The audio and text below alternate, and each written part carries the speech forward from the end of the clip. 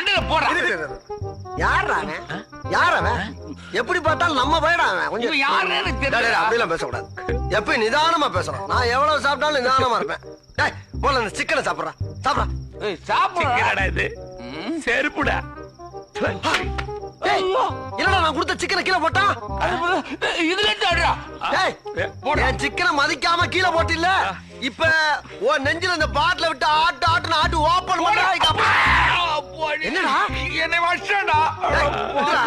நீ நடந்த பேசிக்கிட்டு பேசிக்கிட்டு இருக்கும்போது அவனே என்ன அடிச்ச நீ? டேய் பாட்டில கொண்டு போய் எதுக்கு அடிச்ச நீ? சின்ன பையன் உன்னை சபையில சமமா உட்கார வச்சா என்கிட்ட மோதுறேன். என்னடா நீ?